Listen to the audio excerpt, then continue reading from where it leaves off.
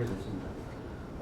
한국정책학회 추계학술대회 제2회의 1부가 대선공약과 국정과제, 이상과 현실이라는 주제로 학술회의를 시작하도록 하겠습니다. 저는 회의의 사회를 맡은 연세대학교 행정학과의 이은국 교수입니다.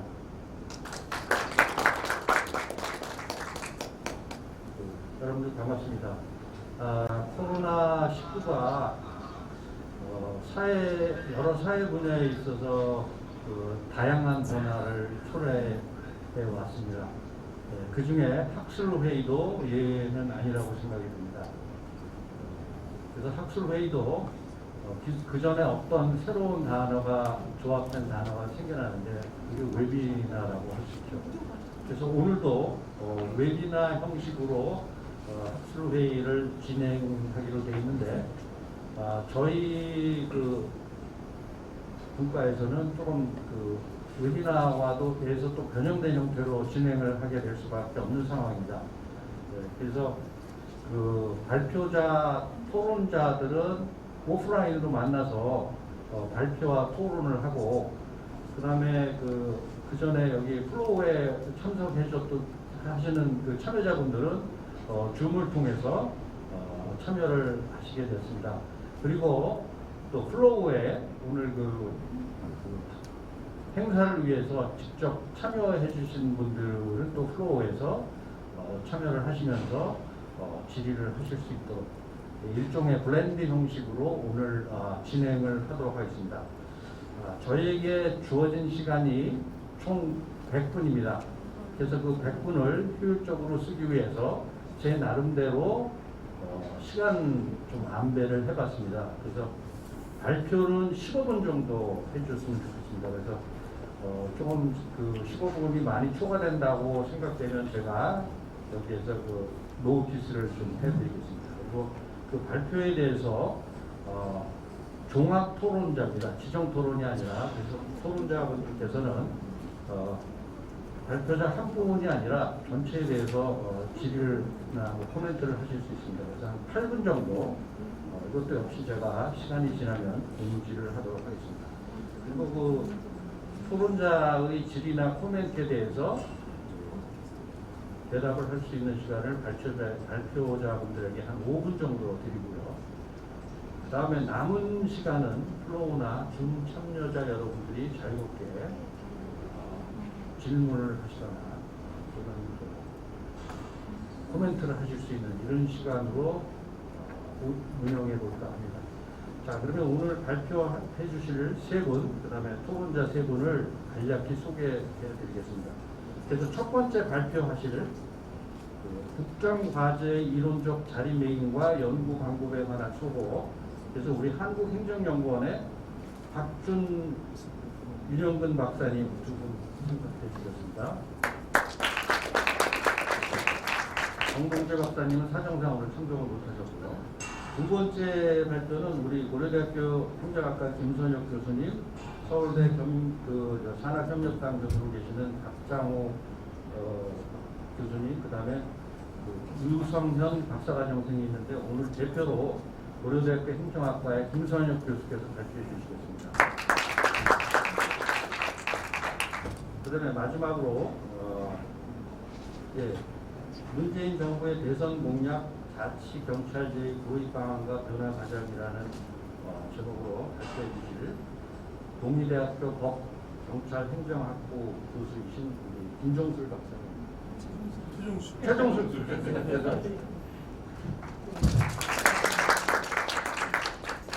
토론자, 그래서 토론도 저희는 블렌딩으로 하기 때문에 한 분은 줌으로 하시게 됐습니다. 상호가. 그래서 우리 보건복지부에 계시는 유현정 박사님은 화상을 통해서 토론을 해주시기로 했습니다. 그리고 두 번째로 우리 연세대학교 행정학과의 이정욱 교수님. 자, 마지막으로 국회연수원 교수로 계시는 우리 김영필 박사님.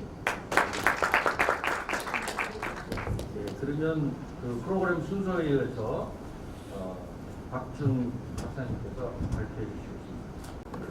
예, 안녕하십니까. 한국행정연구원 박준입니다. 국정과제 이론적 자리매김과 연구 방법에 관한 소고로 발표를 하려고 하는데요. 이 발표 내용은 저희가 내년도에 수행하고자 하는 저희 연구원 기본과제의 일종의 연구 계획서 같은 개념이 되겠습니다. 아직 완료된 연구가 아니고 저희가 이제 앞으로 국정과제를 이런 방향으로 연구를 하겠다라는 일종의 탐색적인 차원에서 제시를 해드리는 거라 이에 대해서 좋은 코멘트를 해주시면 저희가 내년도 연구에 잘 반영을 하려고 합니다. 먼저 연구 배경과 필요성에 관해서 간단히 말씀드리겠습니다. 국정과제라는 것은 용어의 차이는 있지만 우리나라에서만 있는 제도는 아니고 미국이나 영국과 같은 선진 민주주의 국가에서도 이 국정과제를 통해서 국정을 운영을 하고 있는데요.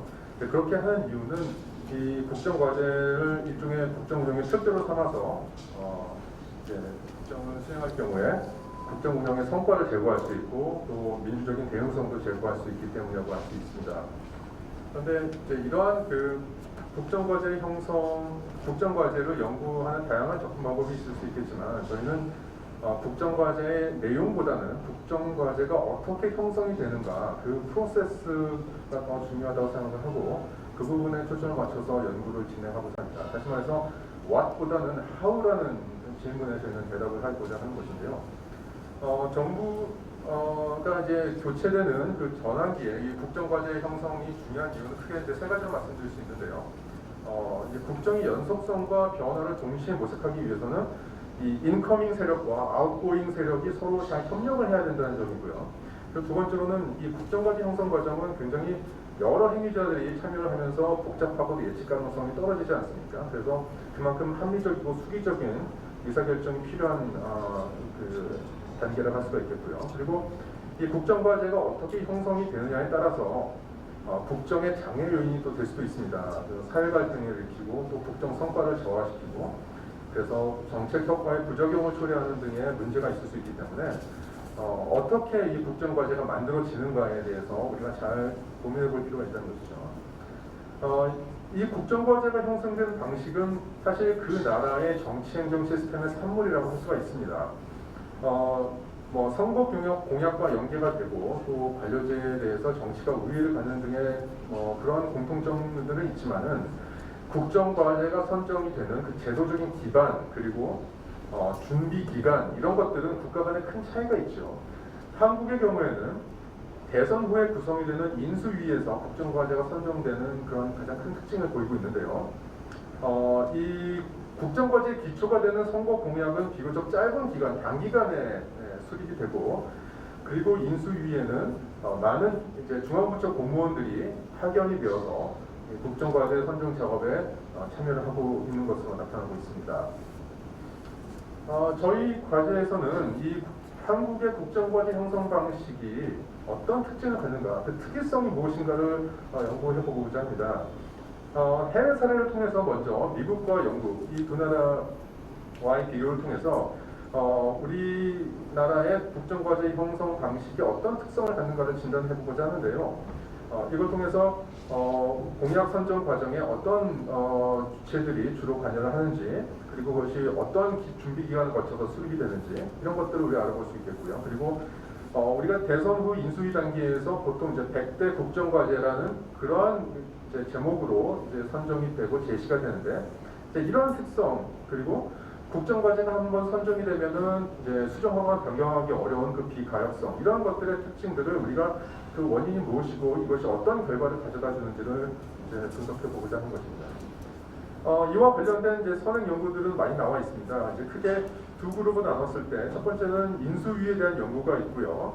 그리고 다음으로는 국정과제 시스템에 대한 연구가 있습니다. 이러한 각 연구들의 내용을 여기서 자세히 말씀드리기는 어렵고 다만 이러한 선행 연구에서 충분히 다루어지지 못한 질문들이 있는 것 같습니다. 첫 번째는 우리나라에서 이 대선 공약과 국정 과제 간의 양적 연계성과 질적인 연계성은 다른 나라들과 비교했을 때 과연 어느 정도나 될까? 여기에 대한 좀 실증적인 분석이 필요하다고 생각이 되고요. 그리고 두 번째로는 우리나라 국정과제 형성 과정의 특이성과 그로 인한 문제점. 첫 번째로는 우리나라 국정과제 형성에 있어서 누가 중요한 역할을 하는가? 그리고 우리는 왜 대선 후에 인수위 단계에서 국정과제를 선정하는가? 왜 국정과제 수는 적어도 100개 이상이어야 하는가? 영국이나 미국에서는 이 국정과제를 수정하거나 변경하는 그런 메커니즘이 없는가? 이런 것들을 우리가 좀 살펴볼 필요가 있다는 것이죠. 그래서 대부분의 기존 연구에서 그 어떤 정책 방안으로 인수위 확대를 제안을 하고 있는데 과연 인수위 확대가 문제의 해법이 될 수가 있는 것인가? 우리가 이 대선 공약을 보다 수비적으로 선정할 수 있는 방안은 무엇일까? 이거에 대해서 좀 고민을 해볼 필요가 있다는 것입니다. 그래서 이제 본 연구는 선행 연구와 비교했을 때 탐색적이고 설명적인 연구를 지향을 하고 그리고 인수위 단계뿐만 아니라 그 앞단에 있는 대선 공약 수립 단계부터 시작해서 집행 단계까지를 아우르고자 하고요. 문헌 연구뿐만 아니라 이제 그 국정과제 수립 참여자들을 대상으로 한 심층 인터뷰를 저희가 수행하려고 합니다. 그 다음으로는 해외 사례를 미국과 영국으로 나눠서 간단히 말씀드리겠습니다. 먼저 미국은 국정과제를 언제 제시를 하느냐? 대통령이 매년 의회에서 발표하는 연구 교서를 통해서 제시를 하는데요. 통상 보면은 해마다 한 10개 정도의 10개 내외의 정책 과제가 제시되고 있습니다. 상대적으로 적은 숫자이고 핵심 과제가 제시가 되고 있다고 볼 수가 있고요. 그리고 이 국정 과제가 선정이 되는 과정을 좀 보면 한 1년여가 소요되는 것으로 보이는데요. 근데 여기서 1년이라는 것은 이 민주공화 두 당의 대선 후보들이 윤곽을 드러낸 후에 시작이 되는 공식 절차를 말합니다. 따라서 그 전에 개별 후보들이 선거 캠프 차원에서 준비하는 비공식적인 공약 개발까지 포함하면 그 기간은 2년까지 확장이 되는 것으로 보입니다. 선거 전에 그러니까 보통 이제 4, 5월쯤 되면 이제 프라이머리나 포커스가 끝나기 때문에 대충 이제 윤곽이 드러나기 때문에 끝나는 건 아니고요. 그때쯤 이제 정권 이양팀이라는 것이 구성이 되고요. 굉장히 흥미로운 것은 이 각 정당의 정권 이양팀이 집권을 전제로 의회와 백악관과 관계를 정립해 나간다는 것입니다. 그래서 그때부터 이제 그 국정 과제를 준비를 하게 된 것이죠. 그리고 선거 이후에는 이 정권 이양팀이 이제 본격적으로 이제 국정 과제를 준비를 하는데 취임 이후에 200일 동안 정부가 집중적으로 추진하고자 하는 그런 핵심 정책들을 의제화해서 이것을 이제 만드는 작업을 하게 되는 것이죠. 예, 미국의 정권 이양 과정을 보시면 이제 크게 4가지 핵심 영역이 있고 여기에 이제 두 번째 정책 기획이 말하자면은 미국의 국정 과제 형성 과정에 해당이 된다고 말씀드릴 수가 있고요. 예, 이걸 시간적 흐름으로 보시면 네, 선거 기간 동안에는 이제 이 정권 이양팀과 선거 캠프 후보자 를 중심으로 한 선거 캠프팀이 협업을 해서 공약을 개발을 하고 그리고 나서 이제 선거가 끝나면 말씀드린 그 정권 이양팀에서 취임 후에 이제 정권 초반에 수행할 정책 의제를 선정해서 그것을 정책 우선순위로 결정을 하게 됩니다. 이것을 집행할 계획을 세우는 사람들이 바로 이 정권 이양팀 내에 있는 워킹그룹 정책실무위원회가 되는 것이죠. 이들이 이제 취임 때까지 가다듬었고 그것을 이제 액션 플랜화해서 취임과 동시에 그것을 제시를 하게 되는데요. 이제 트럼프의 경우를 보면 사례를 보시면 이와 같습니다. 그래서 그 Contract with American Voter 미국 투표 유권자들과의 계약이라는 제목으로 내건 이 액션 플랜이 바로 이제 트럼프 대통령이 취임과 동시에 제시한 국정 과제가 되는 것이고 이것이 이제 공화당의 정권 이양팀과 그 워킹 그룹의 이제 그 작업을 통해서 이제 만들어진 것이라고 할 수가 있겠습니다. 다음은 영국입니다. 영국은 이제 대통령제가 아닌 의회제 국가이고요. 영국에서 국정과제는 여왕의 연설, 그러니까 상원에서 매년 여왕이 하는 그 여왕의 연설을 통해서 제시가 되는데 그 연설문은 총리와 내각이 써줍니다. 여기 표에 보시는 바와 같이 총선 날짜와 이 여왕의 국정 연설 날짜 간의 간격이 불과 일주에서 3주밖에 안 됩니다. 그러니까 그 기간 동안에 뭔가 새로운 국정 과제를 개발한다는 것은 이제 사실상 불가능하고요. 이것은 무엇을 말하냐면 퀸 스피치에 나오는 주된 국정 과제의 내용은 사실상 집권당 총선 공약의 축약판이라는 것입니다. 그러니까 작년에 이제 12월에 총선이 있었는데 그때 이제 보수당과 노동당의 공약, 슬로건과 정책 목표 다음과 같고요. 이제 이것을 토대로 이제 그 같은 달에 있었던 여왕의 QS에서 제시된 보수당 정부의 국정 과제를 보시면 크게 8개 분야에서 58개의 국정 과제가 이제 제시가 되고 있는 것을 알 수가 있습니다. 이걸 조금 더 들여다보면 여기에 이제 보수당 정부의 주요 국정 과제 이제 10개, 그러니까 이것은 QS에서 순서대로 언급된 상위 10개 과제인데요. 이게 그만큼 굉장히 중요한 이제 우선순위가 있는 과제라고 할 수가 있죠. 그 내용이 보수당 총선 공약과 그대로 일치하는 것을 알 수가 있습니다. 이러한 국정 과제 형성에 있어서 영국의 경우는 다시 말해서 이제 공약 형성이 매우 중요하다는 것이고요. 그 과정의 특징을 보면 먼저 정당이 주도적인 역할을 하게 됩니다. 물론 이제 보수당은 노동당에 비해서 당대표를 중심으로 한 중앙 집권성이 좀 더 세다는 것을 알 수가 있지만 정당이 전반적으로 주도를 하고 있고 그리고 그 준비 기간이 5년의 주기로 돌아갑니다. 그러니까 굉장히 많은 기간이 걸린다는 것을 알 수가 있고요. 그리고 집권당은 이점을 누리는데 그건 뭐냐면 총리 보좌기구를 활용할 수가 있어서 공무원이 정치적 중립을 지켜야 우리나라와는 굉장히 큰 차이를 보이고 있죠.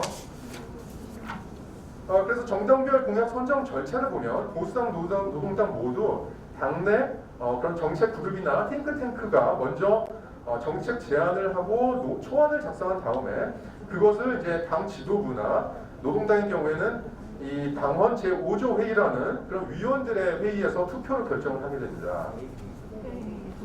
다음은 우리나라 국정과제 도입의 운영상의 특이성에 대해서 말씀을 드리겠는데요. 우리나라는 역대 정부마다 국정과제와 유사한 그러한 개념들을 가지고 있었습니다. 김대중 정부 이전에도 이전 정권과 차별화시키기 위해서 여러 가지 이제 국정 슬로건을 내세웠는데요. 인수위원회가 인수위원회가 처음으로 가동된 것은 이제 김영삼 정부 때이지만 지금과 같은 그 100대 국정과제의 체제가 나타나는 것은 김대중 정부 때부터라고 할 수가 있죠.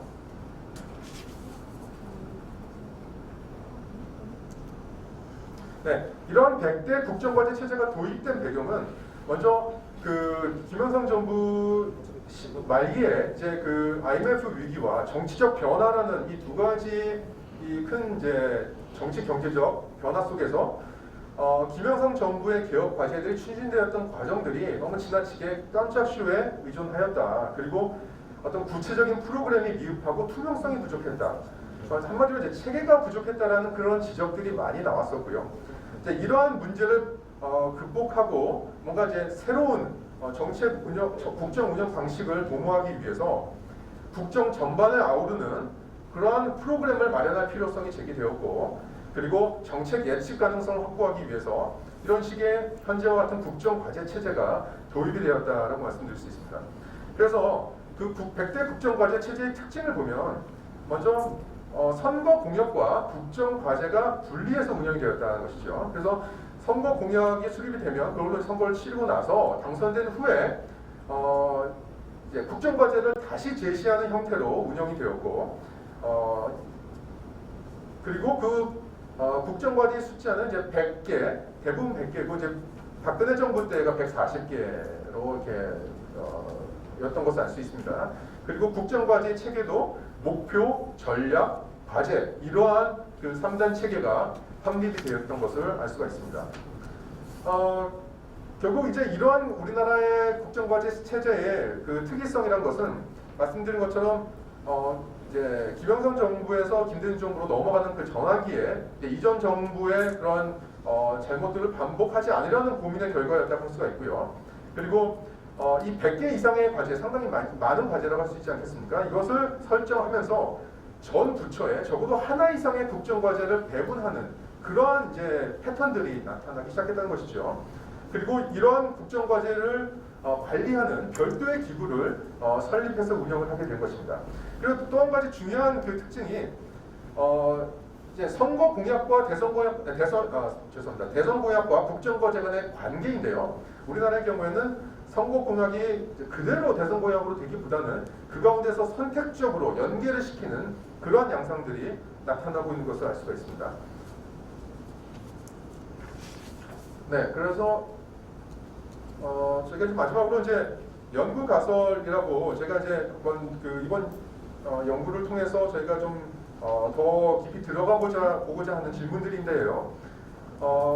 우리나라에서 이 인수위 중심의 국정과제 형성의 이제 원인이 무엇일까? 그것은 정당의 정책 역량이 부족하고 또 우리나라의 선거 캠페인 문화에 기인한다고 좀 생각됩니다.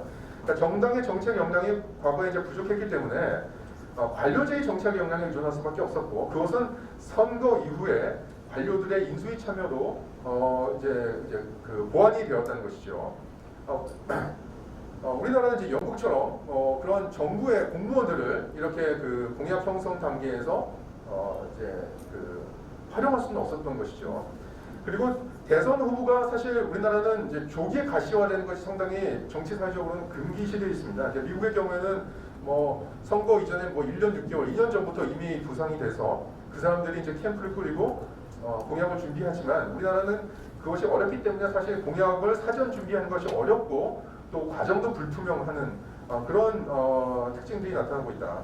그리고 우리나라의 국정과제는 정치가 관료제를 통제하기 위한 수단으로 활용이 될 수 있다라고 봅니다. 그러니까 이제 각 부처가 수행할 국정과제를 설정하기 때문에 이제 정부가 그 추진 성과를 관리하면서 이제 관료제를 관리하는 그런 수단이 될 수 있다는 것이죠. 그리고 국정과제라는 것이 사실 이제 국정 실패를 방지하기 위해서 도입된 것인데, 이것이 수정 없이 경직적으로 운영이 될 경우에는 국정 실패의 원인이 될 수도 있다라는 점을 저희가 한번 들여다볼 필요가 있다고 생각됩니다. 그리고 마지막으로 이 국정과제 체제는 선거 공약의 책임성을 약화시킬 수가 있다. 왜냐? 선거 공약이 그대로 이제 국정과제가 된 것이 아니라 이제 두 개의 선정 프로세스가 일단 별개로 이루어지고, 그리고 선거 공약 중에 선택적으로 국정과제가 된다면 사실 이제 공약은 따로 국정과제는 따로가 될 수가 있는 것이고요. 이로 인해서 이제 공약을 좀 무책임하게 던질 수도 있는 그런 이제 문제가 나타날 수도 있다는 것이죠. 그래서 이러한 질문들에 대답하기 위해 저희가 이제 앞으로 연구 방법을 문헌 연구 외에도 제가 말씀드린 인터뷰 방법을, 심층 인터뷰 방법을 사용하고자 하고요. 이것을 이제 좀 질적 코딩화해서 그 중에 의미 있는 코드들을 뽑아내고 이것을 연결시켜서 좀 스토리텔링을 하는 그런 방법을 저희가 좀 보려고 하고자 합니다. 네, 이상이 마치겠습니다. 네. 수고하셨습니다. 비교적 시간을 잘 지켜주셔서 감사합니다. 그럼 이어서 김선혁 교수께서 발표해 주시겠습니다. 네, 굉장히 어려운 시기인데 이렇게 학회를 주관해 주신 우리 회장님 이하 임원 맡으신 우리 교수님들 너무 수고 많으셨고요. 또 사무국의 우리 선생님들께도 감사드립니다. 이제 이 국정과제에 대해서 사실 그동안 연구나 아니면 뭐 학회 발표나 그런 게 많지는 않았었는데요.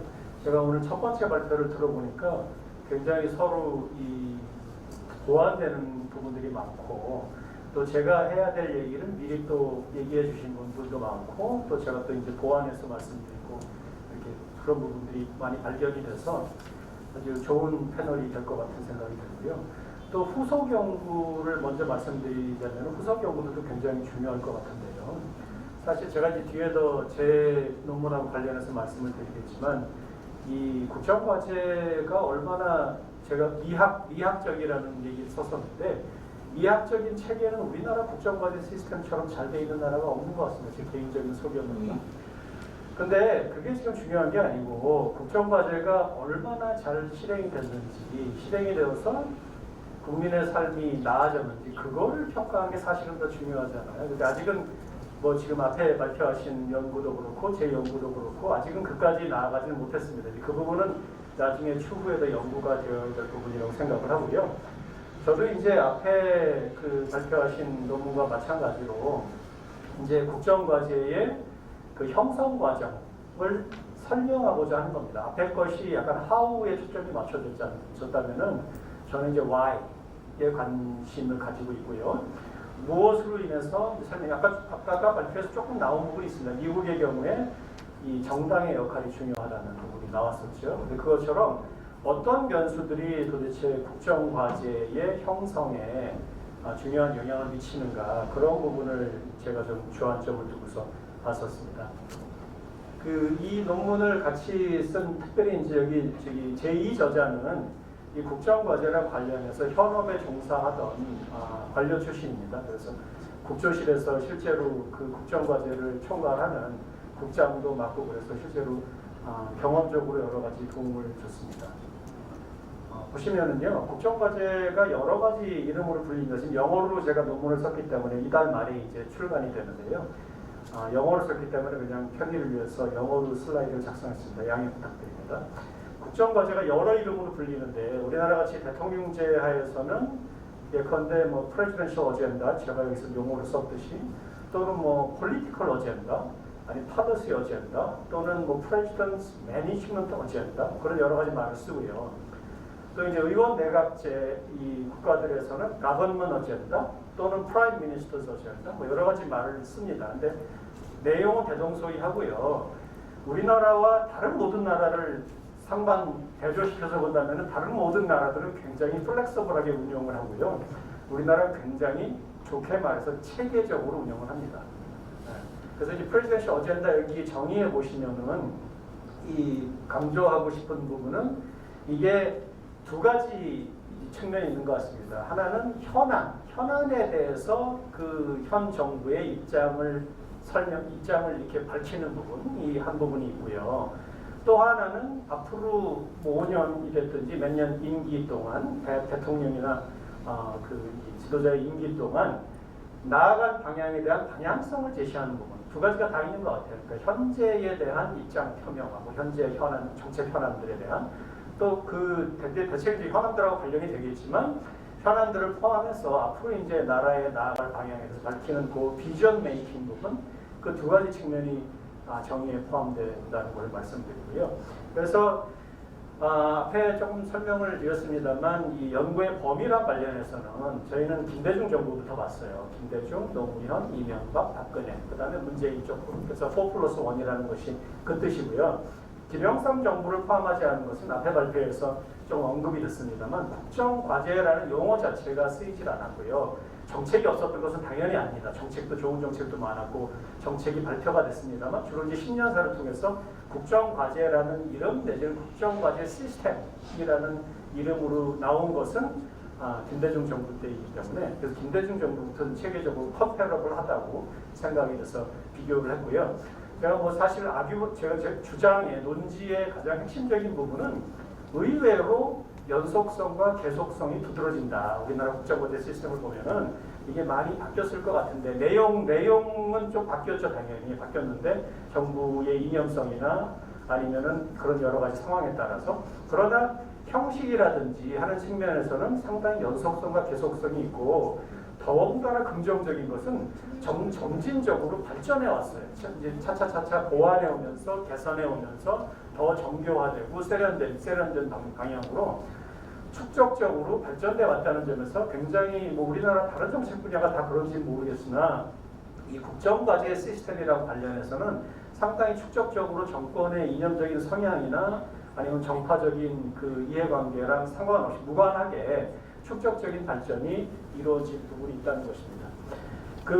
이제 그 설명 변수 부분을 제가 아까 분석적으로 이 왜 국정과제의 형성에 영향을 미치는 설명 변수가 무엇이냐라는 부분을 제가 초점을 맞췄다고 말씀을 드리지 않았습니까? 근데 그 세 가지 변수에 저희는 결국은 귀착이 됐는데요. 첫 번째는 뭐 민주주의 국가에서 당연한 얘기지만 그 집권 당의 이념입니다. 두 번째는 이 대통령의 리더십이고요. 세 번째는 사회적인 환경, 사회적인 분위기, 그리고 한국의 대선이 사실은 특징적으로 대체적으로 그 시대의 소위 시대 정신을 반영한 분이 대통령이 되는 경우가 많잖아요. 그래서 시대 정신이라고 할까, 이 매크로 담론으로 말한다면은 그런 식의 한 세 가지 정도 이 당, 그 다음에 대통령, 그 다음에 그 사회 환경, 그 세 가지가 중요한 팩터라고 봤고요. 물론 당연히 통계학적으로 말한다면 이 세 가지는 굉장히 상호 연관되어 있습니다. 멀티콜리니얼리티 문제가 있죠. 지금 근데 정확하게 우리가 계량적이고 뭐 이렇게 포멀한 논문을 쓴 것이 아니고 상당히 실온적인 작업을 한 것입니다. 그래서 서로 상호 관련성은 있겠지만 어떤 팩터들이 더 두드러지게 영향을 주었는가 하는 부분을 살펴봤는데 이 여기서 이제 국정과제 시스템의 전반적인 설명을 말씀드릴 거고요. 여기 이제 볼드체로 표현한 것이 포멀 컨티뉴이티인데요. 이게 형식적인, 아까도 말씀드렸듯이 형식적인 연속성이 상당히 두드러집니다. 연속성뿐만 아니라 점점 진화해서 뒤로 갈수록 그 질이 높아지고 모니터링 시스템도 좋아지고, 이게 아까 이제 각 부처가 실제로 그것을 시행하는 것을 평가를 받기도 하고요. 그거에 따라서 컨세퀀셜하게 뭐 인센티브라든지 그런 쪽으로 영향이 있기도 하고, 그런 식으로 굉장히 발전되어가는 과정을 볼 수가 있습니다. 이거는 아까 지난 발표에서 많이 설명이 되었기 때문에 생략하겠습니다. 이제 대체로 선거 공약이 어떻게 국정 과제화되는가. 근데 우리나라의 특징은 아까도 잘 말씀해 주셨지만 이 공약은 공약대로, 그 다음에 세퍼릿 그 프로세스로 이제 국정 과제 선정 과정이 들어가는데 인수위에서 주로 이제 얘기가 되는데 그게 약간 다소 분리가 되어 있어서 나중에 자기가 자신 없는 공약을 빼버려도 사실 잘 눈에 안 띄고, 워낙에 또 국정과제 숫자가 많다 보니까 이게 뭐 일일이 다 대조해서 전문가들이야 보겠지만 국민들은 일일이 다 대조해서 어떤 것들을 선거 국면에서 급박하게 약속을 했다가 나중에 국정과제에서 실제 빼버리는 건지 그 대조할 그 역량도 안 되고요. 그런 문제가 있고, 또 한 가지 우리나라 국정과제 특징 중에 문제는 아까 지적을 해주셨지만 중간에 이렇게 검토해가지고 변경한다든지 정치적인 국면이나 상황을 반영해서 플렉서블하게 어저스트하는 과정이 좀 부족합니다. 지금 이제 아까 조대현 위원장께서 오셔서 기조연설을 하셨지만 사실 기획위원회가 그 작업을 어느 정도는 하고 있는데, 사실은 이 어저스트먼트나 대체 미텀 특별히 이제 대통령 임기 중반 정도의 어저스트먼트 과정이 없어서 플렉서빌리티가 약간 떨어지는 측면이 있습니다. 이 구체적인 변수들에 대해서는 지금 뭐 너무 이론적인 얘기를 많이 드릴 수는 없어서 간단하게 말씀드리겠는데요. 이 취지는 지금 국정과제에 대한 연구가 대체로 갈려 있습니다. 첫 번째 부분은 국정과제 시스템에서 엄청나게 디테일하게 묘사하는 기술하는 거에 그치는 디스크립티브한 연구들이 있고요. 그러니까 뭐 미국은 어떻고, 영국은 어떻고, 뭐 다른 나라는 어떻고, 우리나라는 어떻고, 이제 디스크립티브한 연구들이 있고, 또 하나는 갑자기 난데없이 그거에 기반해서 우리는 여기처럼 이렇게 뭐 바뀌어야 된다라는 등 도대체 노모티브 프리스크립션이 어널리시스가 없이 난데없이 디스크립션에서 곧바로 그러니까 건너뛰어가지고 나타나는 그런 작업들이 많기 때문에 제가 한번 채워보려고 한 이 사각지대는 중간 어널리시스가 있어야 되는데 워낙에 기존 문헌이 많지가 않습니다. 국정과제에 대해서 한국에서는 아주 정말 별로 없고요. 미국에 좀 있는데 상황이 꼭 반드시 같지 않고, 아까 미국 얘기를 좀 해주셨지만 미국의 경우는 오히려 약간 좀 펄시모니어스한 부분이 있는 게, 정당의 이념이 트럼프 이전은 최소한 프리 트럼프에는 정당의 이념이 굉장히 중요하기 때문에 그걸로 거의 펄시모니어스하게 설명이 되는 부분이 있어요. 유니코자라는 부분이 있기 때문에 복잡하지가 않은데, 우리나라는 세 가지를 지금 다 보는, 저는 이론적으로는 세 가지를 다 봐야 된다고 생각을 했고, 물론 이디오싱크레틱하고 약간 좀 피큘리어한 팩터들이 없진 않아요. 난데없이 예컨대 뭐 구체적으로 지칭은 안 하겠습니다만 어떤 정권에서 어떤 인사를 만나가지고 뭐 경제민주화에 대한 얘기를 들었는데 갑자기 공약으로 등장하고 그 다음에 국정과제를 넘어가고 그런 경우도 있었어요. 그러니까 개인이 역할을 한 면도 그 경제민주화 강조하신 분은 지금도 현역에서 굉장히 활동을 많이 하시고 계시지만 그것처럼 이 개인적인 팩터들이 작용한 부분도 없진 않습니다. 그러나 우리가 이론화를 하고자 노력을 해가지고 좀 이게 스트럭처럴한 요인들을 따져본다면은 대체로 뭐 정당 이념, 그 다음에 대통령의 성향, 저는 여기서 이제 아주 티피컬하게 참 전형적인 트랜스포머티브하고 서비스 리더십으로 나누긴 했습니다만, 그 다음에 이제 마지막으로 이제 사회 환경, 그 정도로 볼 수 있지 않느냐 하는 부분이고요. 그 이론적인 논의는 생략하도록 하겠습니다. 그 한국의 경우에는 보시면 여기 이제 내용적으로는 김대중 때부터 대체적으로 대선 공약의 내용을 정리하고, 어떤 부분이 여기 마지막 부분에 보면 이제 특별히 김대중 쪽에는 약간 뭐라 그럴까요? 맹아적인 국정과제 시스템이 본격적으로 형성되는 그런 맹아적인 모습을 보였고, 이게 점점점 발전해가지고 이명박 정부 때는 예컨대 더 발전했고, 우리 박근혜 정부 때는 다들 기억하시겠지만 신호등 시스템이라는 것도 있었습니다. 굉장히 의욕을 많이 가지신 국조실장이 계셔가지고 신호등 시스템이라는 개발해가지고 그때 제 기억으로도 빨간불도 좀 있었고 노란불이 많았고 파란불도 있었고 그런 시스템까지 도입을 했 정도로 세계 최초의 국정과제 모니터링 시스템까지 등장을 했을 정도로 지금은 이제 냉화적인 형태로 등장했던 BJ 시기에 그것이 뒤에 점점점 발전을 하게 되는데요.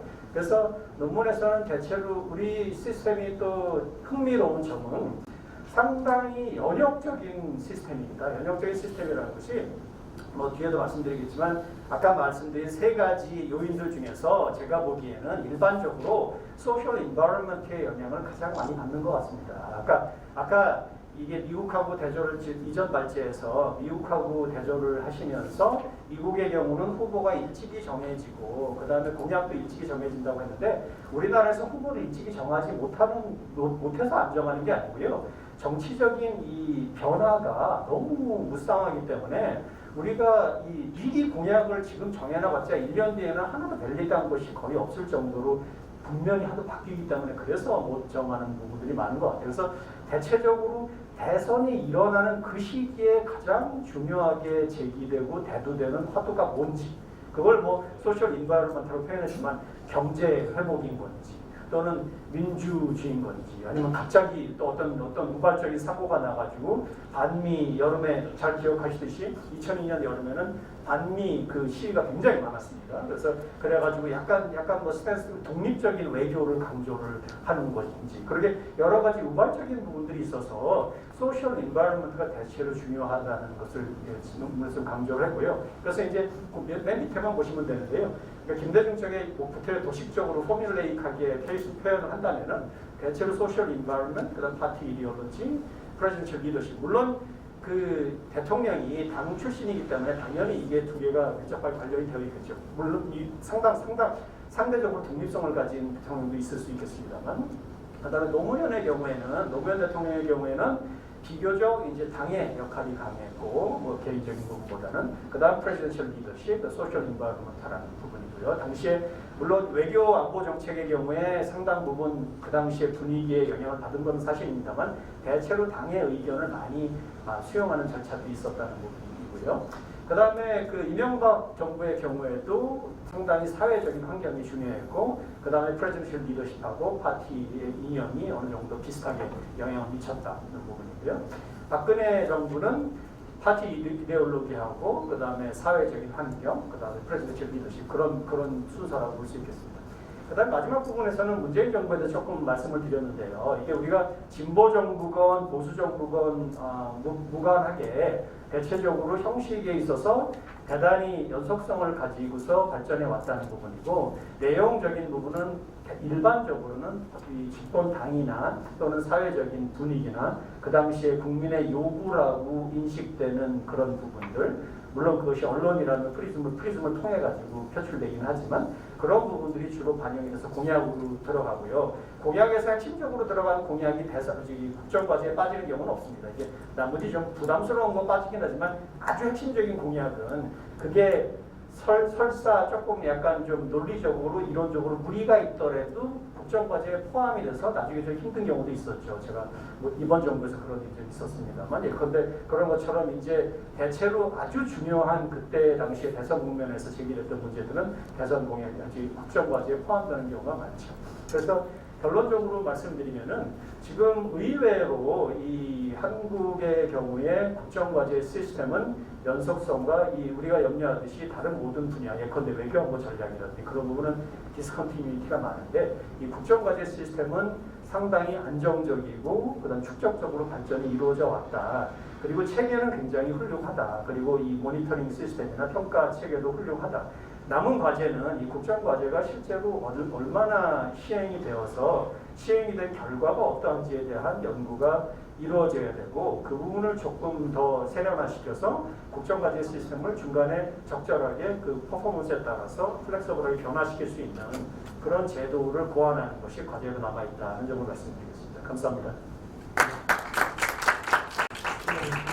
이어서 최종훈 교수님께서 문재인 정부의 대선 공약, 자치 경찰제의 도입 방안과 변화 과정에 대해서 발표해 주시겠습니다. 반갑습니다. 방금 소개받은 동대학교 경찰학과의 최동수 교수라고 합니다.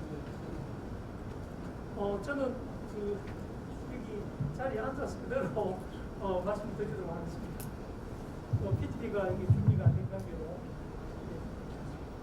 PPT가 준비가 안 돼서 논문의 원문을 가지고 설명을 드리도록 그렇게 하겠습니다. 중간중간에 제가 좀 설명이나 이해가 필요한 부분이 있으면 요 유인물에 페이지 수를 말씀을 드리겠습니다. 그림이나 표 부분들을 말씀을 드릴 수 있도록 그렇게 하겠습니다. 제가 오늘 이제 말씀드릴 내용은 그 제목에서도 있는 것처럼 이 문재인 정부의 그 대선 공약으로서 이 자치경찰제 도입 방안들이 지금까지 지시되어 왔습니다. 그래서 이런 도입 방안들이 어떻게 지금까지 변화되었는가 그것을 한번 비교를 해보면서 앞으로의 어떤 방향성을 제시하는 그런 이제 내용으로 구성이 되어 있습니다. 그래서 제가 말씀드릴 이제 논문의 전체적인 내용은 대략적으로 먼저 이제 이 자치경찰제라고 하는 것이 어떤 이론적 배경을 가지고 있는가, 이론적 배경에 대해서 말씀을 드리고, 그 다음에 두 번째로 이제 역대 정부에서 이 국정 과제로 자치경찰제 도입이 계속적으로 제시되어 왔습니다.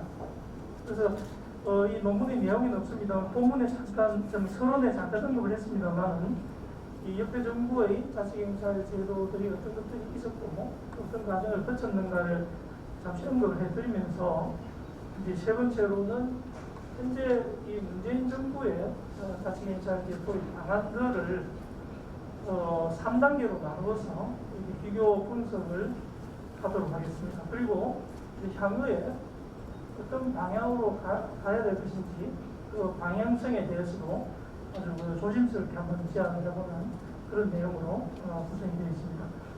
자, 먼저 그 자치경찰제의 이론적 배경이라고 하면은 저는 이제 이 커뮤니티 폴리싱이라고 하는 지역사회 경찰론이 이 자치경찰의 이론적 배경이다. 좀 그렇게 이제 보고 있습니다. 그래서 이 커뮤니티 폴리싱이라고 하는 것은 결국 지역사회의 문제를 지역 주민과 경찰이 힘을 합쳐서 해결해 나가야 된다는 경찰 활동의 하나의 그 논리라고 할 수가 있겠습니다. 그래서 이 이론에 사실은 근거를 해서 이 자치경찰제의 도입 방안이나 여러 가지 내용들이 이루어지고 있다고 저는 그렇게 생각을 하는데, 물론 이제 여기에 대해서 아직까지 이론적으로 확립되어 있는 그런 것은 아니지만 여전히 우리가 경찰학 분야가 앞으로 개척해야 될 부분들이 너무 많기 때문에 이런 부분들도 앞으로 연구를 통해서 이론적 배경을 확립하는 것이 필요하다, 그렇게 생각합니다.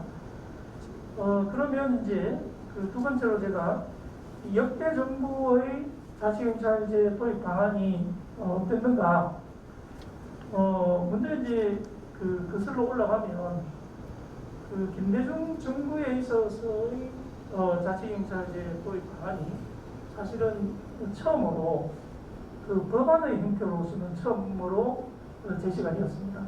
그래서 1999년 그 당시에 소위 경찰법 개정 법률안이라고 하는 시안을 제시를 했었죠. 그것이 이제 도입 방안을 법안화시킨 것으로서는 시초다 이렇게 이야기할 수가 있겠습니다. 그래서 그 당시에 그 경찰청과 또 경찰개혁위원회에서 제시한 그 기본적인 틀은 소위 그 일본형 절충식 자치경찰제도다 이렇게 이야기를 할 수가 있겠습니다. 물론 여기에 대해서 동의 안 하시는 분도 계시겠습니다만 전체적인 골격으로 봐서는 그렇다 이렇게 저는 이제 보고 있습니다. 그래서 이제 그 당시에 그 중앙정부 소속의 조직구조를 그 당시 내용을 이제 간단하게 말씀드리면은 그 당시에 중앙정부 소속의 경찰위원회를 두고 그다음 경찰위원회의 관리하에 경찰청을 두는 그런 이제 국가경찰 체제였고요. 그다음에 자치경찰은 시도지사 소속하에 자치경찰위원회를 두고 그 밑에 지방경찰청, 경찰서를 두는 그런 형태였습니다. 그래서 상당히 그 당시로는 국가경찰 체제를 경찰청을 빼고는 모두 지방자치단체로 옮기는 그런 아주 획기적인 그런 안이었죠. 그래서 이제 그 안도 결국은 시기상조라는 그런 이제 그 반대에 부딪혀서 시행을 못하고 말 그대로 시안으로 끝난 그런 안이었습니다. 그 다음에 이제 2005년도에 그 참여정부 시절에 참여정부 시절에는 잘 아시는 것처럼 지방 분권이 강조되다 보니까 이 자치경찰 도입도 지방 분권의 일환으로 자치경찰제 도입 방안이 추진이 되었죠. 물론 국정과제로 선정이 된 상태였습니다. 그래서 그 당시는 소위 말하는 그 주민 밀착형, 기초 단위의 주민 밀착형 자치경찰제라는 방안을 제시를 했죠. 그래서 이 안은 실시 단위를 기초 단위로만 한다는 것입니다. 그리고 그 사무 자체가 주민생활과 밀접한 생활안정, 교통경비 이런 제안들 이런 것들이 주로 이제 사무가 되었던 그런 안이었는데 이것 또한 사실 그 당시에 경찰과 검찰과의 어떤 대립이라든가 또 지방자치단체들에서도 상당한 반발이 있었고 그러다 보니까 정부나 정치권에서 추진 의지가 약화되는 바람에 그 국회가 폐기되면서 자동적으로 이 법안도 폐기되었습니다. 그래서 그 당시에는 이제 자치경찰법이라고 하는 단일 법안이었습니다. 단일 법안으로서 이제 정부안으로 국회에 가했던 그 안이죠. 그 이후에 이제 이명박 정부나 노무현 정부들도 이어서 추진을 했는데 법안까지는 만들지 못하고 논의로만 그치는 그런 상황이었습니다. 그래서 추진 의지가 그 이후에 완전히 약화되어 버린 것이죠. 자, 그런데 이제 제가 이번 이제 그 문재인 정부가 들어서면서 마찬가지로 자치경찰제 도입이 국정과제로 제시가 되었습니다. 그래서 이제 국정과제 대선 공약이면서 국정과제로 되었는데 이번 정부의 그 자치경찰제 도입 방안은 크게 3단계로 변화를 했다. 그렇게 이야기할 수가 있습니다. 그래서 하나 먼저 이제 2018년도에 제가 2018년도에 대통령 소속 자치분권위원회에서 이제 그 자치경찰에 관한 대선 공약으로서 국정과제로서의 논의를 시작을 했고 이제 그 안이 작년 2019년 3월에 더불어민주당의 홍익표 의원 안으로 경찰법 전국 개정안이 이제 발의가 됐습니다. 그리고 20대 국회가 폐기가 되면서 자동적으로 없어지고 오는 이제 2000년 8월에 이제 김영배 의원 안으로 다시 이제 이것이 발의가 된 상태입니다. 그래서 현 정부의 자치경찰제 도입 방안은 3단계다. 그래서 자치분권 안, 그다음 2019년에 경찰법 개정안, 2020년에 마찬가지로 경찰법 개정안, 물론 이제 발의한 의원이 다릅니다. 이 3단계로 진행이 되었다 이렇게 볼 수가 있습니다. 그러면 이 3단계로 변화하는 과정에서 어떤 이제 그 변화들이 발생을 했는가? 이것을 이제 분석을 해보면 사실 그 자치분권위원회, 사실 그 자치분권위원회 안은 2019년 그 경찰법 개정안을 그대로 받아들인 것이다 이렇게 볼 수가 있습니다. 그래서 부분적으로 조금은 수정이 됐습니다만 전체적인 틀은 거의 동일하다 이렇게 볼 수가 있고, 그다음에 올해 2020년 8월에 발의된 김영배 의원 안은 이제 완전히 변화된 그런 이제 새로운 또 방안이라고 할 수가 있겠습니다.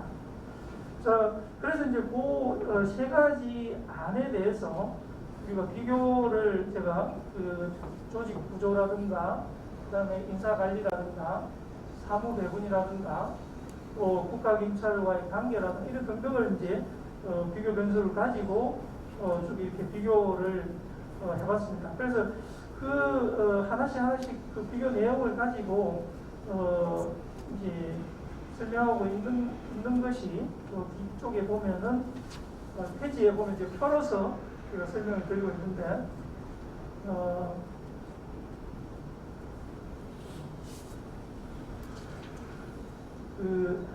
이 83페이지에 표 4부터 이제 시작이 되고 있습니다.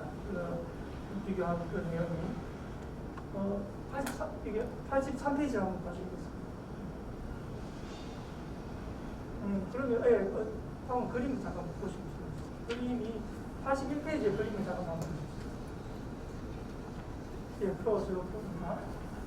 자, 이 표가 이제 그 2019년 개정안과 2020년 개정안이 어떻게 변화되었는가를 저 표를 보시면은, 자, 왼쪽 게 이제 소위 말하는 이온화 모델입니다.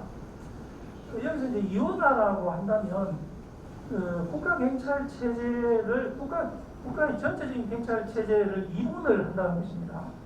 그래서 국가 경찰과 자치 경찰로 분리를 해서 각각이 운영이 되도록 하는 그런 시스템을 우리가 이온화라고 한다면, 일원화 시스템이라고 하는 것은 경찰 체제는 그대로 두면서 자치 경찰 사무를 수행할 수 있도록 하는 이제 그런 것이죠. 그래서 2019년 안은 왼쪽에 보시는 것처럼 이온화 모델입니다. 그래서 중앙정부 소속의 국가경찰위원회를 두고, 그 다음에 경찰청을 두고, 그 다음에 지방경찰청, 그 다음에 경찰서, 그 다음에 이제 지역순찰대라고 이제 각 경찰서별로 필요하면 두는 이제 그런 이제 모양이었고, 이쪽에 자치경찰은 시도지사 소속하에 시도경찰위원회를 두고, 그 다음에 시도경찰위원회 관리하에 자치경찰 본부를 두는 거죠. 본부를 두고, 그 다음에 그 시군구 단위로 자치경찰대를 두는 이런 형태입니다. 그래서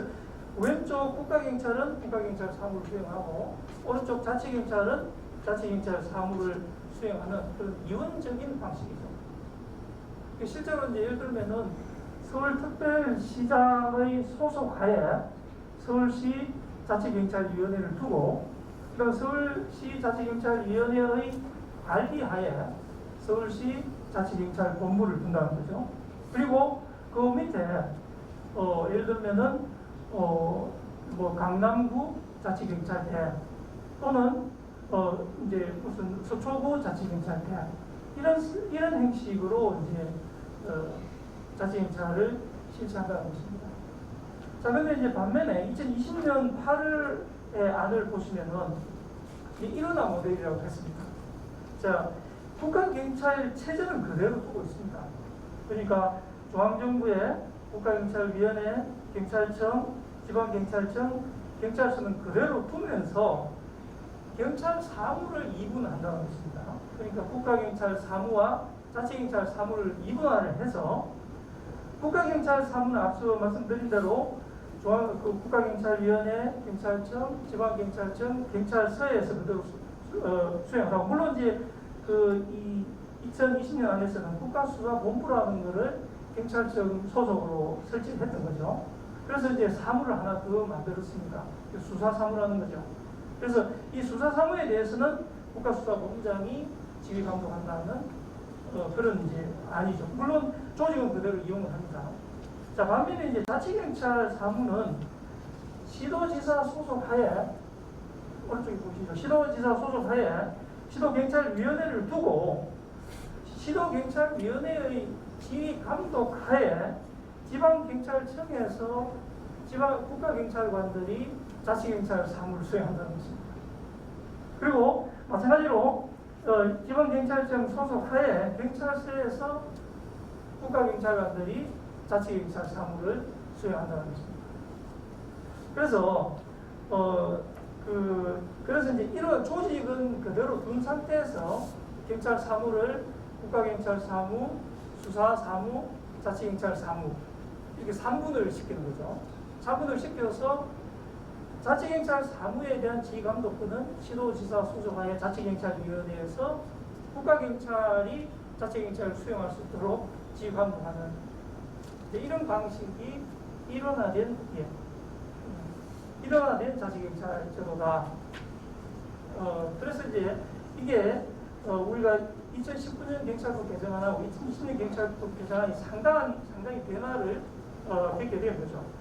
그래서 이제 시간이 없는데 그러면 이 두 안이 어떤 이제 장단점을 가지고 있느냐 그것만 이야기를 하고 끝내도록 하겠습니다. 자, 예를 들면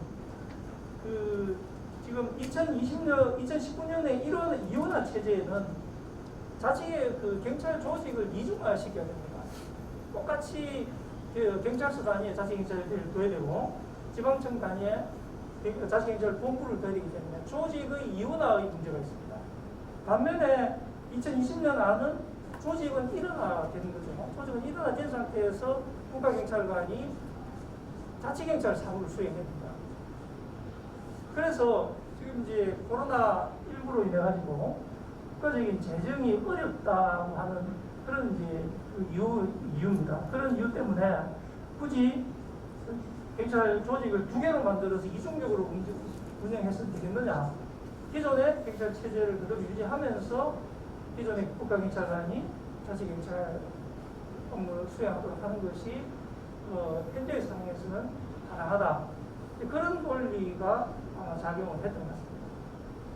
자, 그래서 이제 끝으로 저는 이제 이 자치경찰 제도의 방향성이라는 게 우리가 아무리 지금 어려운 시기라고 하더라도 자치경찰제의 기본적인 이념이라든가 기본적인 방향성이라는 것이 있는데 2020년 안은 그런 방향에서 앞으로 나간 것이 아니라 뒤로 물러섰다는, 뒤로 후퇴를 했다는 그런 생각이 듭니다. 그러니까 우리가 최소화에서 최대화로 계속 나아갈 수 있는 기본적인 틀을 먼저 만들어주고 그 다음에 이제 상황에 따라서 조금씩 진전해 나가야 되는데 지금의 2020년 안은 그런 틀이 되지 못한다는 거죠. 앞으로 장래를 내다보는 자치경찰제의 도입 방안으로는 상당히 미흡한 부분이 많이 있다는 생각이 듭니다. 그래서 앞으로 이런 부분에 지금 이제 국회에 발의가 되어 있고 그리고 이제 소위원회 지금 회부가 되어서 논의를 하고 있는 중인데 많은 방안들이 논의가 되어서 좀 개선이 되어서 정말 앞으로 점정적으로 나아갈 수 있는 그런 방안이 되길 바랍니다. 예, 기상입니다. 고맙습니다. 네. 수고하셨습니다. 그러면 이어서 화상으로 우리 보건복지부의 유현정 박사님 토론해 주시기 바랍니다. 한 8분 정도 해주시죠. 네.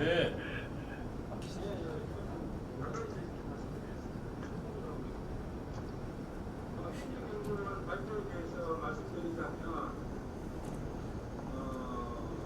먼저 국정과제의 의미에 대해서 좀 더 고찰이 필요하다고 생각합니다. 국정과제를 안 하면 우리 정부가 평가 기본법에는 나타나지 않고 있습니다. 사실 우리나라에서 국정과제라는 부분을 사용하고 있지만 그 부분은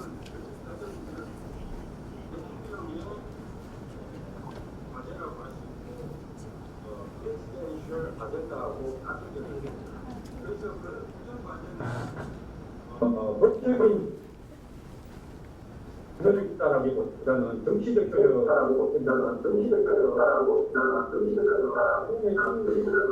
정부의 국정과제의 일원화에 있다고 한다면 정책 과정에 대한 보다 심도 있는 논의가 필요하다고 생각합니다. 국정과제는 기본적으로 정책 과정에서 정책 의지의 형성과 관련되어 있다고 봅니다. 그렇지만 국정과제가 정책 의지의 형성에서만 끝나는 것이 아니라 정책 집행, 정책 평가와 모두 연관되어 있다고 생각합니다. 정책 의지의 형성 방법은 그 나라의 헌법과 정치 제도에 영향을 많이 받습니다. 미국에 있어서 프레지던셜 아젠다라는 것은 의회가 입법과 예산권을 가지고 있기 때문에 대통령의 하나의 매질금이지 공무원이 그 대통령의 프레지던셜 아젠다를 조언하고 그것을 합리적으로 집행할 수 있게끔 모델할 수 있는 중립적인 영향을 발휘할 수 있는 그런 정도의 상황을 보이고 있습니다. 그러나 우리나라에는 제왕적 대통령제의 영향하에서 탑다운 방식으로 이루어지고 있다는 좀 차이가 있습니다. 그래서 내부적으로 미국보다 더 강한 구속력이 있고, 그리고 대통령의 프레지던셜 아젠다라고 불리는 미국의 프레지던셜 아젠다는 대통령의 희망사항이고 의회에서 그것을 받아주지 않는 이상에는 제대로 집행이 될 수 없다. 그런 차이점을 먼저 인식을 해야 된다고 생각합니다. 그리고 국정과제의 형성이 결국 정책 평가하고도 관련이 있습니다. 국정과제가 국민이 원하는 그런 생활의 변화를 가져와야 되는데 그런 것이 되지 못한다면 그것에 대한 책임성과 평가가 확보되어야 하는 것입니다. 그런데 국정과제가 비가역적이라고 한다면 한 번 잘못 설정된 국정과제는 그것이 수직적으로 체계적으로 집행된다고 하더라도 국민 생활에는 변화가 없을 것입니다. 그래서 그런 것에 대한 가설을 좀 더 보다 정교화하고 특히 제도적 맥락, 헌법적 제도라든지 선거 과정에서의 토론의 자유, 정보의 자유 이런 것들이 국정과제의 합리성과 그리고 수의적이지 실현 가능성에 어떤 영향을 미치는지 이런 부분에 대한 가설이 좀 마련되어야 된다고 생각합니다. 예를 들어서 우리나라의 대통령 선거 운동 기간은 불과 22일밖에 안 됩니다. 공식 선거 운동 기간이. 예비 후보자 선거 운동은 8개월 전부터 할 수 있는데 그때 공약집이 나옵니다. 공약집을 낼 수가 있습니다. 예. 그런 상황 속에서 그 공약의 합리성에 대한 사회적 공론장에서의 검증이 어떻게 이루어질 수 있느냐. 그리고 거기에서 국민들이 그 정책을 가지고 선택을 했을 때 그것은 맨데이트가 되는 것이고 그 맨데이트를 바탕으로 해서 민주적 정당성을 가지고 행정 관료제를 통해서 그것이 집행돼야 민주주의의 원칙에 부합하는 것입니다. 그리고 이 연구에서 사례를 미국과 영국만 제시하셨는데 독일, 프랑스, 스웨덴과 같은 다른 국가에 대해서도 좀 더 검토가 필요하다고 생각합니다. 미국과 같은 경우에 아까 말씀드렸듯이 대통령의 메시지는 OMB를 통해서 파트라든지 이런 기구, 신호등이라든지 이런 것들이 파트에서 나오는데 그 Institutional Presidency, 대통령의 제도적 대통령 부서를 통해서 행정부를 독려를 하는 것이고 의회를 습격하지 않은 이상에는 그런 대통령의 의제는 실현 가능성이 낮을 수 있다는 것입니다. 이러한 하향식, 더군다나 이런 하향식 국정과제 이행에 대해서 오바마 행정부에서는 구체의 자율성을 보다 부여하고 상향식으로 과제를 선정하게 하고 그 결과를 자율적으로 인터넷에 공개하도록 한다는 거죠. 그리고 영국 같은 경우에도 선거 과정에서 아마추어리즘적인 혹은 띵크탱크에 의한 매니페스토가 마련되더라도 그것이 정권을 잡았을 때 관료제하고 관계에서는 퍼블릭 서비스 바긴을 통해서 거기에 직업 관료들하고 협상을 한다는 거죠. 그리고 예산을 집행하고 인력을 배정하는 것은 permanent secretary라고 부르는 직업 관료들한테 부여되어 있기 때문에 이 과정 속에서 공약의 실현 가능성에 대한 충분한 조정이 이루어진다는 것입니다. 독일 같은 경우에도 수상은 헌법상으로 가이드라인을 제시하고 그 구체적인 실행은 장관에게 위임되고 그 장관은 일상적인 행정 업무의 집행은 헌법적으로 행정관료들의 기존에 역사적으로 형성된 행정관료들에게 맡겨져 있다는 거죠. 그리고 프랑스 같은 경우도 대통령이 결선 투표제를 통해서 선출되기 때문에 굉장히 민주적 정당성을 확보할 수 있고 그 대통령의 과제에 대해서 힘을 부여할 수 있고 그리고 총리 같은 경우도 그런 프로그램이나 정치적 일반적 정치에 관한 프로그램을 의회에 제출했을 때 그게 부결이 되면 총리는 사임을 해야 됩니다. 그러므로 해서 국정과제의 민주적 책임성을 확보할 수 있다고 했습니다. 스웨덴 같은 경우는 이런 국정과제를 선거를 통해서 하는 측면도 있지만 일상적인 과정을 통해서 포용적 정책 결정이라든지 의회가 이해관계자와 전문가를 모두 초청해가지고 그 결과를 국민들한테 알리는 그런 과정을 통해서 정책을 위반하고 있고 그리고 국정과제를 27개 항목으로 국민생활과 직결된 항목으로 해서 재정 성과라든지 이런 것들을 심도 있게 검증하고 있다는 것입니다. 그래서 이런 측면에서 국정과제는 정책 과정, policy process에서 정책 의제 형성이라든지 정책 평가를 같이 아울러서 논해야 되고 정책 평가에는 실제로 국민 생활에 변화를 가져왔느냐 그것에 대한 정책 평가 기법으로 사회 실험이라든지 정책 학습이라든지 policy 피드백을 통해서 그 민주적 정당성에 충실한 그리고 효율적인 국정과제에 이행될 수 있는 연구가 필요하다는 것입니다. 그래서 우리나라의 국정과제에서도 한국행정연구원의 연구를 통해 탑다운 방식이란 국정과제의 현행 방법을 좀 더 바텀업이라든지 믹스드 어프로치로 개선할 필요성이 있다. 이런 것에 대한 연구가 좀 더 필요하고 그리고 국정과제에 단기간 형성되는 이 문제를 선거 제도라든지 헌법적 문제에 대해서 비교 역사적으로 좀 연구를 많이 하시고 또 수치 위주의 평가, 과제 수가 너무 많다는 문제, 그리고 재정 성과와 분리되어 있다는 문제 이런 부분에 대해서 총괄적인 검토가 필요하다고 생각합니다. 이상입니다. 감사합니다. 예, 수고하셨습니다. 그러면 이어서 우리 연세대학교 행정학과의 이정욱 교수님. 종합토론은 이해하고 하겠습니다. 특히 이제 앞에 두 페이퍼를 더 중심으로 말씀드리겠는데요. 기본적으로 일단 국정과제에 대한 우리 본격적인 논의가 충분치 않은 그런 상황 속에서 매우 반가운 그러한 연구가 아닐 수 없다 이런 생각이 들고요.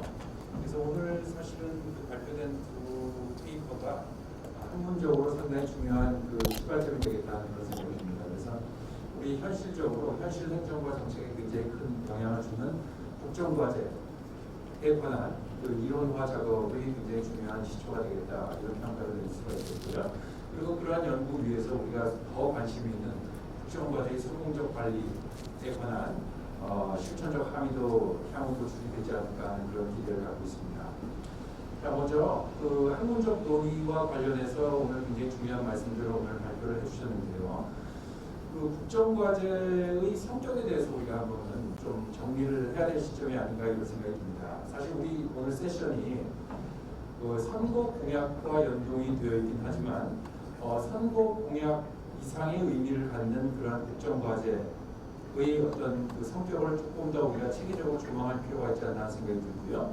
그래서 그런 차원에서 본다면 일단 기본적으로 국정과제라고 하는 것은 책임 정치의 실현이라고 하는 그런 의미를 갖는 것과 동시에 아까 우리 발표에서도 간접적으로 언급이 되긴 했지만 또한 국정과제가 관료제 통제의 수단이라고 하는 그러한 특징을 가지고 있다라고 하는 것도 한번 우리가 체계적으로 정리하고 있는 것가 포인트가 아닌가 이런 생각이 듭니다. 자, 그래서 저는 개인적으로 일단 우리 국정과제를 일종의 계약으로 좀 바라보는 게 어떨까 하는 그런 생각이 듭니다. 사실은 이 국정과제라고 하는 것은 두 가지 의미가 있는데요. 국민과 집권 세력 간의 계약이라고 하는, 즉 선거 과정에서 형성된 expectation을 공식화하는 그러한 차원의 계약의 의미가 있고요. 그 두 번째는 아까 말씀드렸던 관료주의 통제라고 하는 그런 관점에서 본다면 집권 세력과 관료 조직 간의 계약을 체결하는 그러한 의미를 갖는다고 생각을 합니다. 따라서 책임 정치 구현 차원에서의 대국민 계약, 그리고 두 번째는 관료 조직의 통제와 관련된 그런 계약으로 한번 나눠서 접근 조망을 하는 것은 어떨까 하는 그런 생각이 들었습니다. 자, 그러면서 동시에 오늘 그 이론화 작업과 관련해서 굉장히 중요한 말씀을 해주셨는데요. 아까 김선혁 교수님께서 발표해주신 그 세 가지 변수가 사실은 우리가 국정과제의 형성과 관련해서 앞으로 정말 주목해야 될 중요한 변수들이라고 생각을 하고요. 그래서 말씀해 주셨던 그 사회적 환경, 그리고 정당의 이데올로기, 그리고 대통령의 리더십 말씀을 해주셨는데 이 세 가지가 어떻게 조합이 되느냐에 따라서 국정과제의 그 형상이 컨피규레이션이 달라지는 그러한 모습이 매우 흥미롭다고 생각을 합니다.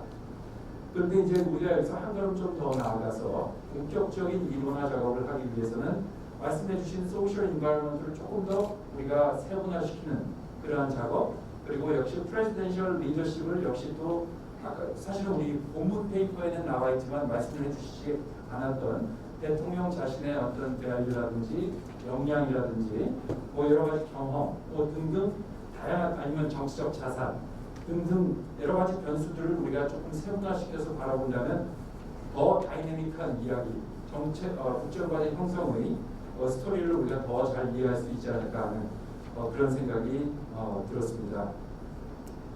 자, 그러면서 우리가 사실은 굉장히 관심 있게 보는 것이 국정과제를 어떻게 성공적으로 이제 그 실현시켜서 국민에게 보다 좋은 결과를 이제 빌림할 수 있을 것인가, 이 부분에 사실은 더 많은 관심이 있는 것이 현실입니다. 그래서 이와 관련해서 오늘 발표된 페이퍼의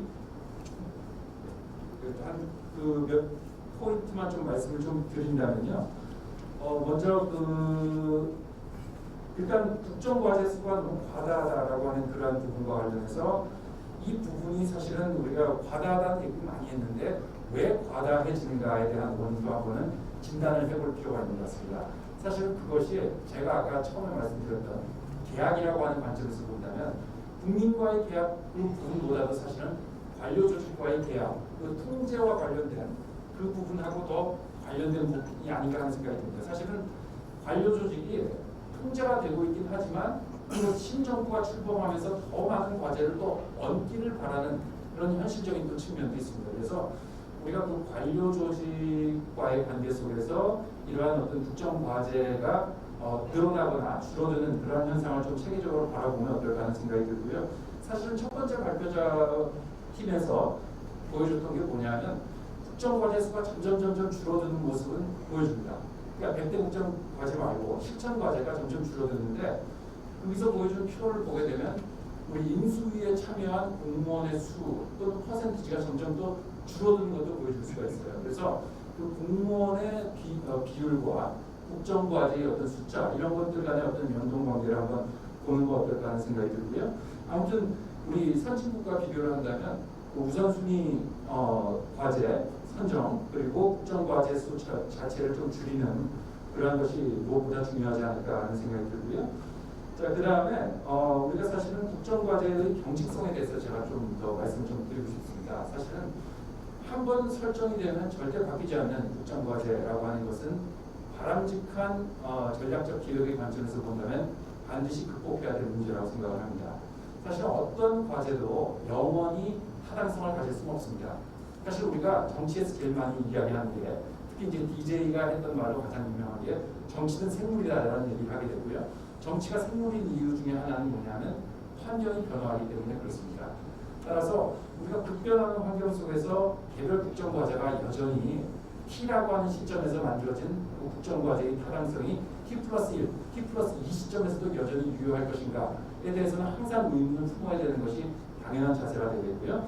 따라서 우리가 흔히 얘기하는 목표의 롤링, 전략의 롤링이라는 그러한 어떤 접근을 우리 국정과제에도 적극적으로 좀 적용을 시켜야 되는 것이 아닌가 하는 그런 생각을 했습니다.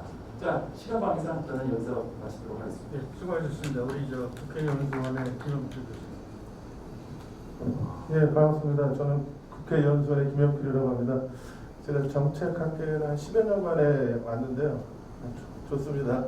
저는 정책을 전공해서 좀 정치적으로 이 문제들을 좀 접근을 해봤으면 좋겠는데요. 먼저 첫 번째하고 두 번째는 좀 상투하는 게 있을 것 같아요. 그냥 제 의견을 좀 얘기를 좀 하도록 하겠습니다. 국정과제를 이렇게 우리가 분류를 할 때 이제 아까 미국하고 영국하고 이렇게 보셨는데 저는 거기서도 대통령제와 의회 중심제 국가가 좀 다른 면을 보았을 것 같은데 저는 대통령제도 아까 우리 유현종 의원이 말씀하셨지만 미국과 같이 대통령 개인의 생각 아젠다라고 얘기를 하는데 그럼에도 불구하고 미국은 그렇기 때문에 이제 대통령이 의회를 설득하고 야당을 설득하고 이런 작업들이 있는 거죠.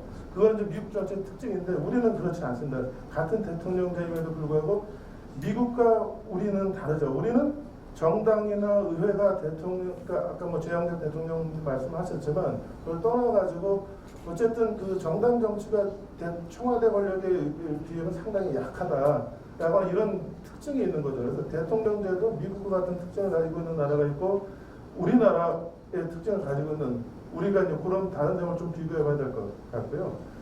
의회 중심제 국가에서도 아까 영국과 같이 양당제 국가가 있는 반면에 독일도 말씀해 독일은 지금 다당제 국가 아닙니까? 그리고 독일은 실제로 선거가 끝난 다음에 정부가 구성될 때 지난번에 메르켈이 하기 때문에 6개월이 걸렸습니다. 6개월이 걸린다고 하는 것은 연합정치를 하기 때문에 국정과제에 의해서 1당과 2당이 협의를 하기 때문에 그 협의하는 과정이 굉장히 길지만 실제로 그 국정과제가 실현될 수 있는 가능성은 그만큼 더 높아진다는 거죠. 그래서 의회 중심제 국가에서도 양당제 국가와 그렇지 않은 독일과 같은 다당제 국가, 연합정치를 하는 국가, 그 다음에 일본과 같이 일본은 선거가 없이도 총리가 자주 바뀌는 경우 아베는 아주 특별한 경우였습니다만 그런 경우가 있어요. 그런 경우는 일본도 굉장히 총리 개인에 의지하는 이 아젠다가 굉장히 많이 발표가 되긴 하는데 이런 면들도 쭉 비교를 하게 되면은 우리나라가 세계적으로 국정과제를 실현하고 하는 그 과정에서 어느 정도 위치에 설 수 있는지를 한번 비교해 볼 수 있을 것 같다는 생각이 들고요. 또한 우리 선거 공약과 그 다음에 국정과제의 관계들에 대해서 좀 얘기를 했었던 것 같은데 저는 뭐 선거 공약이라는 것은 정당이 이제 선거에서 정당과 후보자가 선거에 승리하기 위해서 하는 약속인데요. 공약과 선거 공약과 국정과제는 이건 두 가지 판단이 항상 있습니다. 둘 다 마찬가지다. 선거 공약도 정무적 판단이 있고 정책적 판단이 있고 국정과제도 마찬가지로 정무적 판단이 있고 정책적 판단이 있는 거죠. 그래서 정무적 판단이라고 하는 것은 대개 이제 정치인들과 정당 캠프에서 하는 판단들이고 정책적 판단은 관료와 교수 집단들에 의해서 많은 판단을 하게 되는데 아까 첫 번째 발표에 나왔습니다만 이제 강화문 대통령이라고 하는 것, 대통령 집무실로 강화문 옮기자라고 하는 이런 것이 돌출적으로 국정과제를 인식이 나왔다라고 하는데 사실은 이 얘기는 2012년 대통령 선거 때 안철수 캠프에서 얘기를 했던 사항입니다. 이것이 막 발표가 돼갖고 뭐 하진 않았지만 책자로 나와 있어요. 김선일 교수님 잘 아실 텐데 이러한 부분들이라고 하는 것들은 굉장히 정무적인 판단에 의해서 인수위 과정에서 이게 올라갔다는 얘기죠. 이 얘기만 딱 보면 솔깃하는 내용들이 굉장히 있는 거죠. 근데 이거를 만약에 청와대 경호실과 이런 거를 쭉 진짜 그 협의를 해갖고 이것이 실현 가능하냐 어쩌나 이런 얘기를 했으면은 결국에 이게 청와대 경호실에서 결국 이게 안 되겠습니다 해갖고 이게 이제 포기를 한 게 아닙니까? 근데 실제로 국정과제 인수위에서 했을 때 그런 인수위 과정에서도 국정과제를 선택하는데 여러 가지 그런 정치적인 고려를 한다 그런 생각이 들고요. 그 다음에 아직도 우리나라는 뭐 대통령 권한이 약화됐다고 하더라도 정권 초기에는 무조건 대통령 청와대 중심으로 옮겨놓고 정당과 의회라고 하는 것들은 지금 여대 야수임에도 불구하고 대통령의 의지대로 움직인다. 이거는 변함이 없다라는 그런 생각이 들고요. 또 노무현 문제는 다 마찬가지입니다. 자치경찰제와 관련해서 얘기를 좀 해보면은 실제로는 자치경찰제 우리가 사실은 수천 년 동안 중앙집권적인 국가 아니었습니까?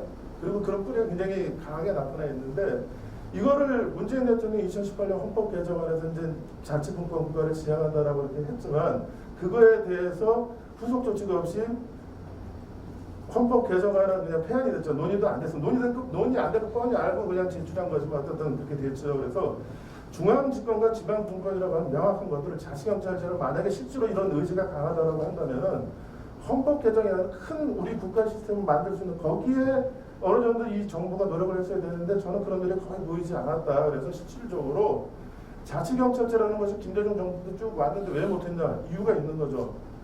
저는 정부 여당이 지금 이 자치경찰제에 대해서 이게 선인가라고 하는 확신, 그 다음에 이게 정치적으로 이익이 될 수 있는가라는 확신, 그런 것들이 잘 안 서있다고 생각합니다. 그렇기 때문에 누구도 총대를 메고 이걸 하지 않는 거죠.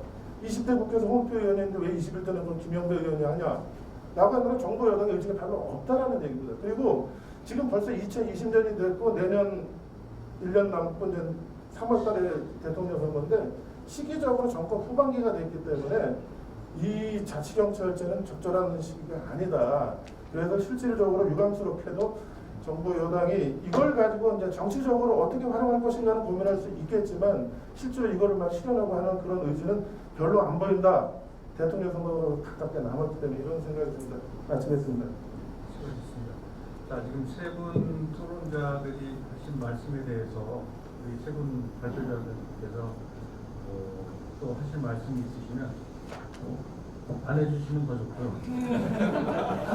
그럼 한 1분 내로 말씀해 주십시오. 먼저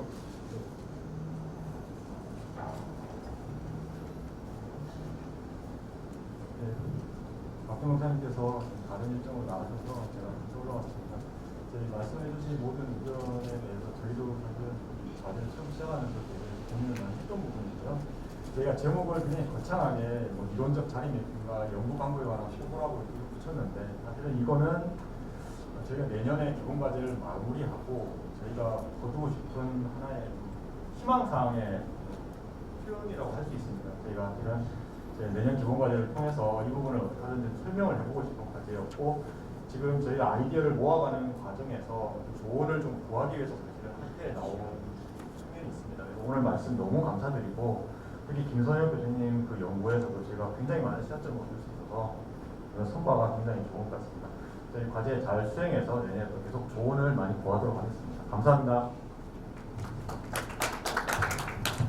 네, 세 분 토론자님들께서 좋은 말씀 많이 해주셔가지고 저도 후속 연구에 많이 반영을 하도록 하겠고요.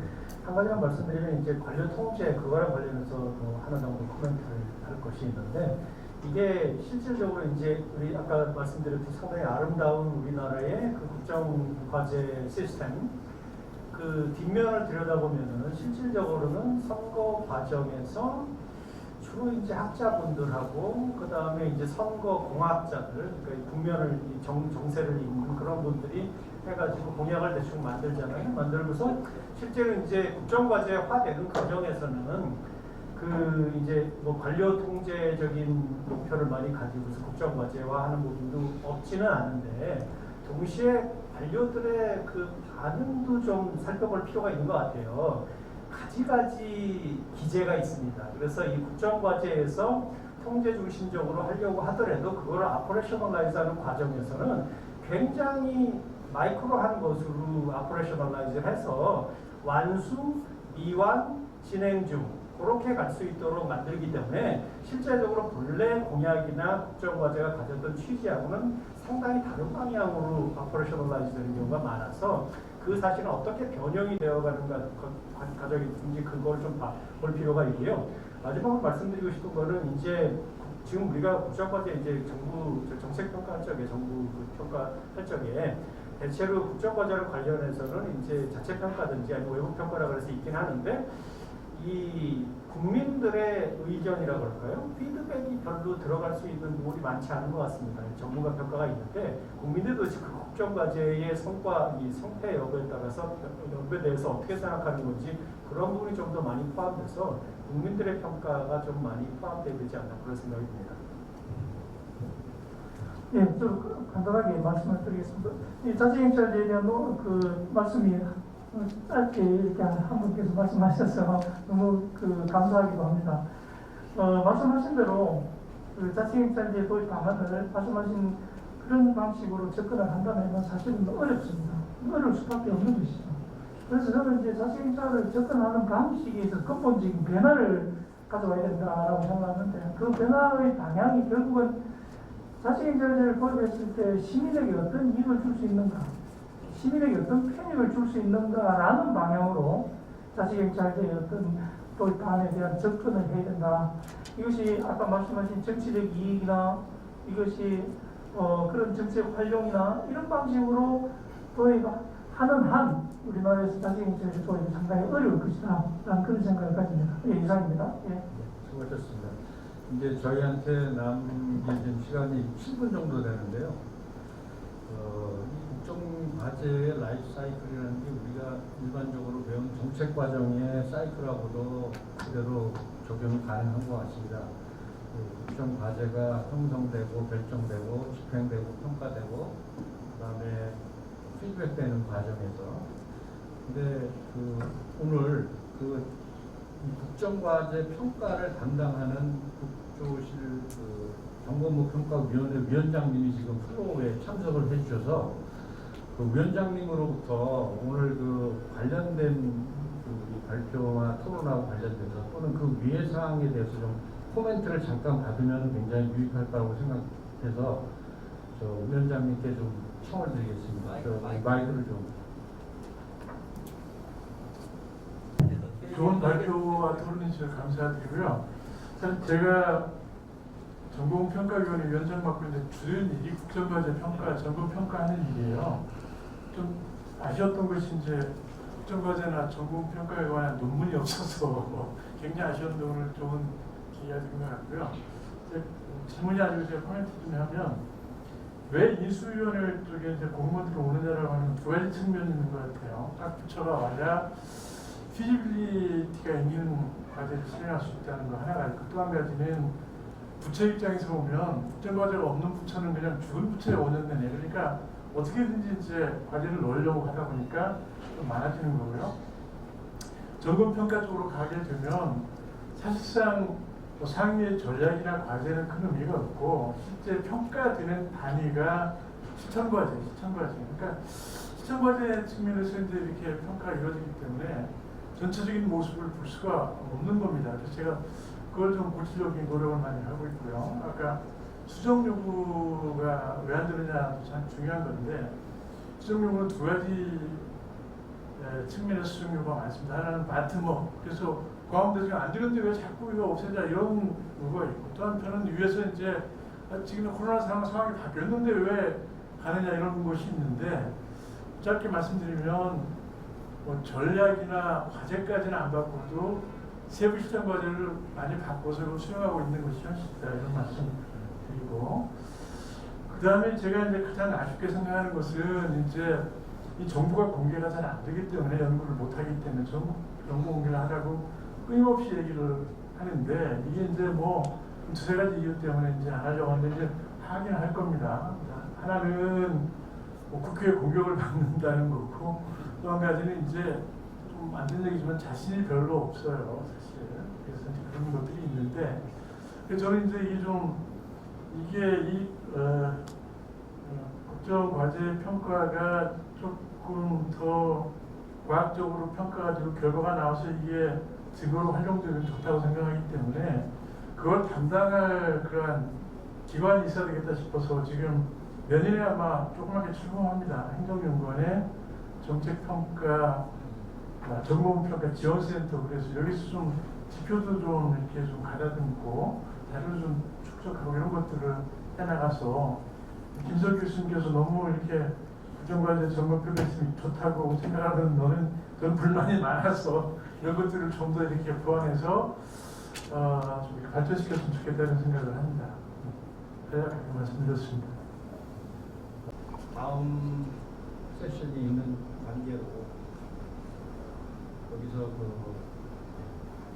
세션을 적어야 될 것 같습니다. 오늘 이 세션에 참여한 사회자로서 국정과제의 중요성은 아무리 강조해도 지나치지 않다는 생각을 갖게 되었고요. 우리 한국행정연구원에서 이것을 체계적으로 연구 프로젝트로 한다는 것 같습니다. 그래서 이 국정과제와 관련된 세션을 동계학술회의 시즌2로 해서 계속 이어나가면 상당히 좋을 것 같다는 생각이 들었습니다. 장시간 이 세미나를 위해서 참석해 주신 여러분들께 감사드립니다. 예, 이것으로써 제2의 1분가를 마치도록 하겠습니다. 예, 감사합니다.